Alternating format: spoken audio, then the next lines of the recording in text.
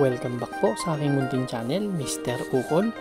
Nandito na naman po ang inyong lingkod para magbigay ng tips at giya para po sa araw ng Miyerkules po, October 16, 2024. Rating base pa rin ang gagamitin natin. No?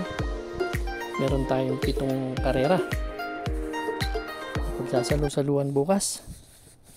Congrats nga pala sa mga tumama doon nung linggo, no? Napakahirap ng karera pero dalaki ng dividendo. Kahit pa paano nakatangay. Bati tayo.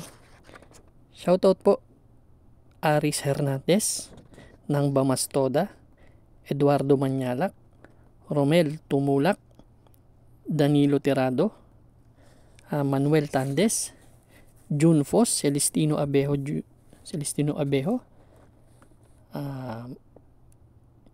Julito Irineo Jr. Shoutout sa inyo lahat. Boss Carmelo Garcia, Boss Chris, Boss Bong Abanez, yung mga tropang Diadista GC. Shoutout sa inyo lahat. Start na po tayo. Race number 1 po. Ito po yung start ng ating winner take all event cover series 1 to 7. Dito po meron tayong 8 kalahok. Distansya medyo mahaba. 1,400 meters. Medyo mahirap din tong karera na to. Dito sa race number 1, no? 3-year-old and above maiden race, 1,400 meters. Ang first choice ko po si Super Tatiana. Actually si Super Tatiana katatakbo lang nito last October 5 dun sa Novato assignment niya. Nanalo po yan. Nagtala po ng 116.5. Ang quarter clockings niyan 25 medya, 23 medya, tsaka 27 medya. Ibig sabihin meron pa yung kabayo. Kaya tingin ko pwede pa mag-umento to. Yan po ang aking first choice. Second choice ko yung number 2 na si Raining in Manila. Medyo veterano sa laban. Isang magandang salida lang makachamba pwede naman. Yan ang second choice ko. Kaya mahirap din tong karera na to. Kaya race number 1 ang first choice ko. Number 4 Super Tatiana. Second choice number 2 Raining in Manila. Good luck po. Race 2 na po tayo bayang karerista. Ito naman po yung ating pick 6 event cover series 2 to 7. Dito naman, meron tayong 5 kalahok. Distansya po, 1,200 meters lang. Medyo maiksi, no? Class 5 non-placer tong grupo na to. Dito sa race number 2, ang first choice ko number 3 na si Avalicious. Actually, si Avalicious, last September 22, taas yung grupong tinakbo nito. Doon kila Modern Stroke, pansyam dumating to kila Magnum Force. Nagtala na 1.30 medya from Charles Reyes. Ngayon susubukan nila kay Ed G. Guerra. Medyo isang bigla kasi ang diskarte ng kabayo na to. Kaya gusto ko to. 51 timbang. Magbibigay akong second choice dito. Yung number 1 Antique Collector. Na siya yung nakikita kung pwedeng kumuha ng harapan, no? May 1.17 yan nakaraan si Antique Collector. Ngayon ganda ng post position, baka mapabayaan nila sa harap. Kaya yan po ang second choice ko. Kaya itong race number 2 ang first choice, number 3 Avalicious, second choice number 1 Antique Collector. Good luck po. Race number 3 na po tayo bayang karerista. Ito naman po yung start ng ating pick 5 event cover series 3 to 7. Dito naman meron tayong sa race number 3. Oo nga, no? Race number 3 na tayo. Axis deviation na to. Dito 1,200 meters ang distansya. Ang first choice ko po dito yung number 1 na si Axis Deviation. 6 to 10 itong grupo na to. May 8 kalahok tayo dito. Ang first choice ko si Axis Deviation kasi baka hindi malutsa si Axis Deviation pwede makabuo ng ng karera Ang huling takbo nito, panlima dumating dun last October 4, dun kila Srinagar. 1.32 ang tinala. Baka walang umabol, makatapos. Yan po ang aking first choice. Second choice ko yung number 3 na si My Diamond. Ito kaka-barrier lang ng araan nito, nagtala ng 1.15 media.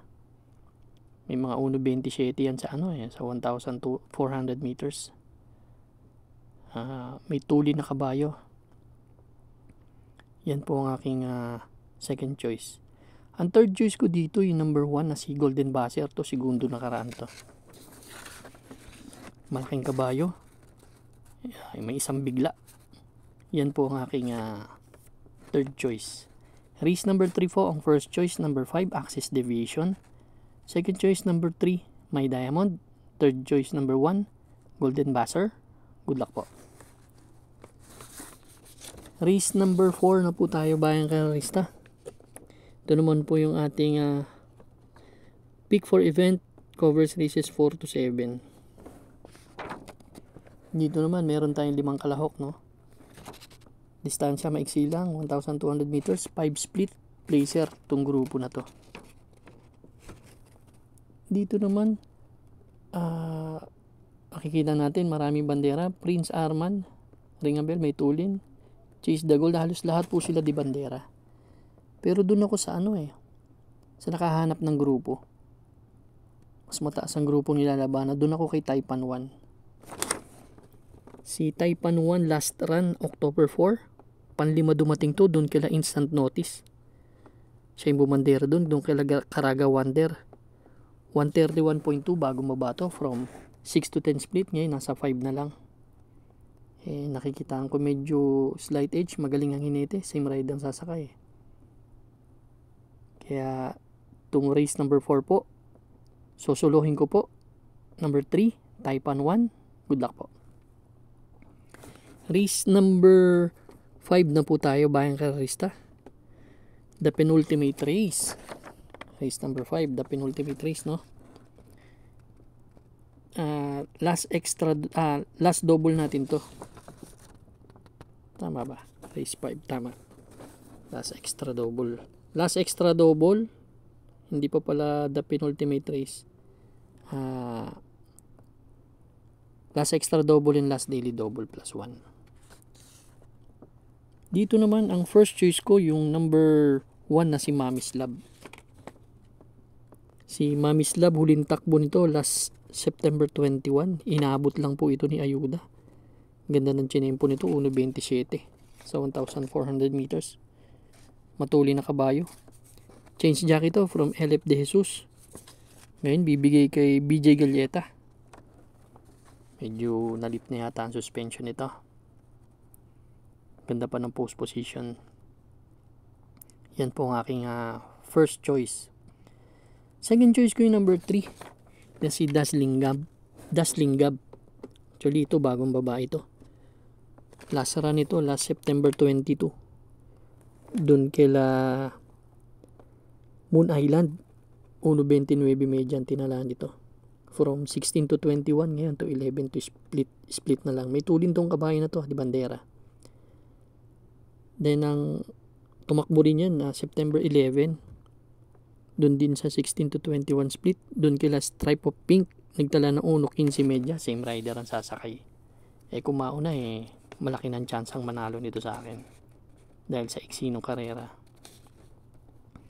Kaya race number 5 po. Ang first choice, number 1, Mami's Love. Second choice, number 3, Dazzling Gab. Good luck po. Race number 6 na po tayo. Bayang karista. Ito yung the penultimate race pala. Dito, 8 kalahok tayo. 1,200 meters, 16 to 21 split itong grupo na to. Ang first choice ko po dito, yung si AP Factor po.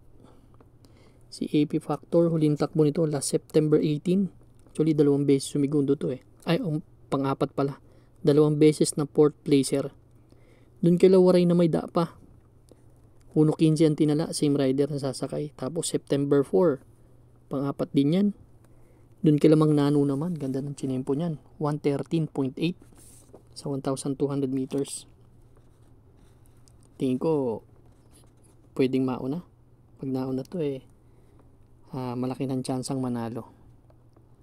Yan po ang aking first choice. Second choice ko yung kumikilos na. Ngayon yung Hills Magic. Actually si Hills Magic lasaran nito kipaglutsahan na to last October 5 doon kila Buntay Shore tumakbo 1.31 tinala, pero tersero dumating yan doon kila Waray na may pa, yun sa tinakbo nila AP Factor 1.15 rin ang tinala niyan. Change jockey naman yan from LF De Jesus to AB Serious na. Yan po ang aking second choice. Medyo nasa harapan sila kaya malaking chance ang manalo sa akin ito. Third choice ko yung number 7 na si Mr. Brown. Si Mr. Brown naman last October 5 1.30 ang tinala niyan sa 1,400 meters. Pang-anim dumating. Ito naman malakas rumimati to. Tingin ko may malaking panalo to dito. Marami may panalo dito Andyan si Lucky Julian, may panalo yan. Yung Iris, yan. Pero ako, ang first choice ng si AP Factor. Second choice, Hills Magic. Third choice, Mr. Brown. Good luck po. Race number 7 na po tayo. Last and final race for Wednesday racing. 8 kalahok tayo dito. 1,200 meters. 11 to 15 split. Para tingnan ang ating mga exotics. Winner take all, pick 6, pick 5, pick 4, last extra double, and last daily double plus 1. Dito ang first choice ko, yung number 6 na si Cassius King. Si Cassius King, last September 20, pang-apat to dumating, doon kala Rocking Bell, 1.15 ang tinala. From NC Lunar to Mark Alvarez na. Yan po ang aking first choice. Second choice ko yung number 1. Na si Rapis Point. Actually si Rapis Point bago maba po ito. Galing to sa 16 to 21 split. Nakikita ko kasi pwedeng magbakbakan yung Unliburn, Mr. Manilenial. Ang ganda ng post position ni Rapis Point. Baka makapwesto ng tersero, makapanood ng laban sa harapan. Nakaantabay lang. Third choice ko si Fast Sailing na may isang bigla. Maganda rin naman ang chinichempo niya sa 1,200 meters. Kaya race number 7 po ang first choice. Last race natin. First choice number 6, Cassius King. Second choice number 1, Rapis Point. Third choice number 5, Fast Sailing. Good luck po. Maraming salamat po sa inyong walang sawang pagtangkilik sa aking munting channel. Good luck and stay safe.